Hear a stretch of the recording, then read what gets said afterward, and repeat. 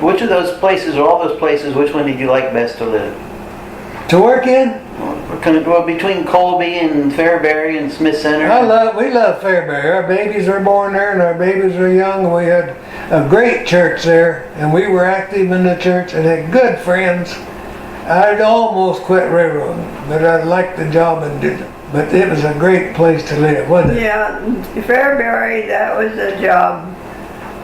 We would go up to, we took the whole family sometimes to some of the things. I remember we took you up once, and he wanted someone to give the prayer, and you volunteered. One night at prayer meeting, people got to arguing, getting a little bit hot, and you were just a little brat.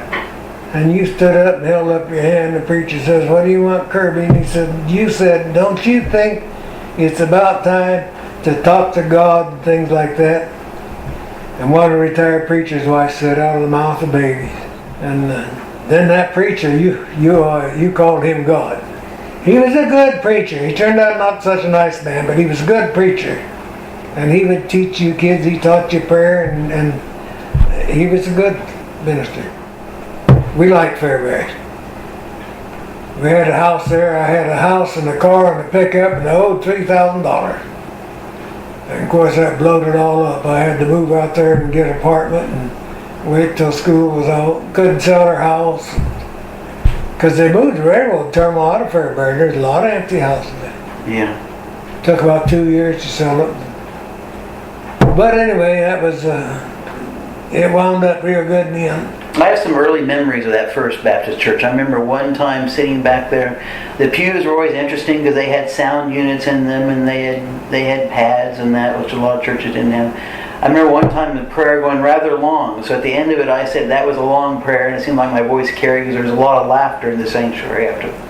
But it was a beautiful church. It was a nice building. Nice. And I love the town with the Carnegie Library and the downtown square and everything. And family. Yeah, they had the old department store with the drugstore chain, the counter we could go up and order your malt and everything, and the Palace Theater with the balcony and everything. Just a very beautiful old Mayberry type community. I remember giving you kids about a quarter each or something and send you off. Dana would walk us down there all together, and we saw many. And they had the two beautiful city parks with the rolling hills and the trees, and the train and the tank. And you remember Crystal Park? I love Crystal Springs. One thing that I remember happened in there, Darlene we never had money to throw away, and she'd always wait till night before Christmas and go and buy some wonderful toys real cheap. And she got you a bicycle they called a maroon bicycle, a little bicycle built like a motorcycle. Yeah. And then she got a little Nautilus submarine for Dana, shoot missiles. I remember that. And a Dick Tracy car that was like 4 feet long, and you could move it by moving the antenna, and it would drive around. That was, and one thing that always impressed me, we was looking at that store, and you come up with a toy in your hand or something. I don't remember exactly, but I asked you where you got that, and you just picked it up. And I told you can't do that, son. You got to buy stuff. You take it back and give it to the manager. And you did. And the manager thanked you, and he tried to give it to you, and you wouldn't take it then. And you never did take anything like that again about paying for it. I was impressed about that, and he was too. You never did take a toy after he tried to give it to you. There was that, Darlene. There was Heston's, which had the toy department down in the basement. Okay. And then there was another department store, which I think was a Ward's or a Sears, and they had the spiral staircase with different floors upstairs. And they had a basement too, but it was much smaller. Yeah, that was Ward's. It was a nice town.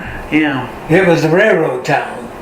And when they moved the terminal out, it hurt that town pretty bad for a while. It kind of come back. And it seems like there was a hotel, a Bluebird Cafe, where you occasionally like to go eat. We would eat there once in a while, and there's a hotel downtown there, cafeteria style on Sundays. This center didn't have any nice place to eat. When we first moved there, they had a nice restaurant downtown, I remember that. but it closed shortly. I hated the center. I did not like I liked it. it. We had a depot agent, silly old man, a nice old fella but crazy. And he, them days of Rock On, you send all the men's paychecks to the agent. He'd hand them out. Well, he'd look at them paychecks, section them in and mine and his, and he'd go up to have coffee in the morning with these businessmen and show them a check. Look what this guy made. Look what that guy made. We were a union, and we made more money than the dang banker made. And the whole town hated the union, and they hated us. And that crazy agent. I liked that town, and I liked the house and everything. So, But, we rented an old two-story house. It was modern, but it was not fancy at all. Single bath. I grew up in a two-story house. It was I nice. love that old house. But it was very comfortable. You kids could, big rooms, you could play Sometimes- upstairs, and the downstairs always looked nice. You left some things in the wall upstairs. I made that a I mis- wondered what the poor old handlady thought when she saw. I made a mistake buying you kids BB guns. I didn't think it was a You were mistake. shooting up and down the. I put a target up with strict orders, don't shoot at each other. But someone shot BBs all over the wall and ceiling and everything else. Yeah. Well, the thing was, I mean, some people were bad shots perhaps, but I mean, the BB sometimes would bounce. Yeah, they did. You know, If you missed the I target, did. you hit the stove. or if you were shooting, you know, and you moved a tiny bit, you know, being a kid, you might shoot into the wall you're not meaning to. I loved that house. I was amazed to see the only thing left was your shed when we went back up there, and that was 20 years ago. You know that shit. The Rock Island dumped a lot of timber and stuff along the tracks. 2x6s and some poles and stuff. And I gathered up a bunch of it. Most of them they never did pick up. And I went home and set some poles in the ground and used them 2x6s for framework. And the landlady bought the tin. And I covered it. I had a carport for the car, and I had the shed we had a fold-down camper then. And a fold-down camper and another little shed for some lawn tools and stuff. And it's still there last time I was up there. Yeah. But it lasts 100 years.